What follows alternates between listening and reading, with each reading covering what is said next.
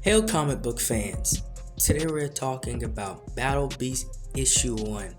Now, this has been a much anticipated comic book for me for a very long time now, and it's finally here. And the story does exactly what it needed to do, right? This is one of those stories and characters that the creators understands the fan base behind. And it picks up after that one Pacific battle that Battle Beast had with Invincible and his team.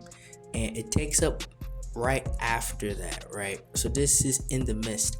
And he goes back to the ship that he came from after he annihilated everybody on the ship because they took him to a place where there wasn't no worthy opponents or warriors, just for the ship itself to be alive, right? The ship itself has a conscience, and because he's been alone for so long, he humors the ship, and they don't necessarily become friends, but the ship says, hey, I can take you to places where I think these beings are strong enough and worthy enough for you.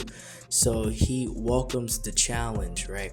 So they have this kind of like this relationship, and Battle Beast goes and tells his origin story to the ship just for the sake of not just revealing his origin story, but for the mindset of he might forget because he hasn't talked and spoken for so long, which is a very interesting concept to go with. And so the story begins. The ship takes him to this planet to find a worthy opponent, and he's stuck upon this face, right? It's like this giant blank like block of like earth or wood, and it's just an alien's head out of it. And at first it tries to pretend dead, but he knows it's not actually dead, and this alien reveals itself, and it pretty much tries to explain itself to him that it's been imprisoned here. And Battle Beast doesn't say necessarily anything back.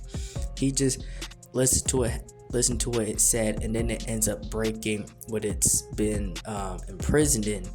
And this alien creature thing thinks it has Battle Beast tricked, right? Hoodwinked. And he thinks that this is going to be an easy kill, unknowingly that Battle Beast already knew that he wasn't who he said he was, that he wants to fight, right? He came here for the battle, right? He came here because this being that he is fighting is very known for wiping out like kingdoms and possible worlds, right, on its own.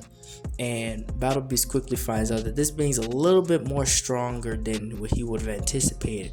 But again, he welcomes the challenge. This entire first book is literally run the fade, right, on the universe, and that's exactly what he's doing. And this is not an easy battle for him at all, because this creature, not only can it regenerate from nearly any wound, it's strong enough and actually snaps his sword in half, and it puts him in a chokehold. And this is where the story gets really insane. Battle Beast eats his way out of the chokehold, right? This is absolutely insane. He bites down on this guy's arm and completely tears off his arm, and it shows the limits of this creature's healing, right? It doesn't heal fast from this. It takes time for it to heal, right? And so he rips off the entire arm, and then they go back at it. And Battle Beast, he goes in for the kill, right? This is a brutal battle between the both of them. And this alien still thinks it has a chance, but it doesn't. And Battle Beast ends up ripping this thing in half, killing it, just proving that its healing factor isn't on the same level as somebody like a Wolverine. The fight wasn't exactly easy, but Battle Beast ends up still taking the win and being disappointed because he won and this creature wasn't worthy.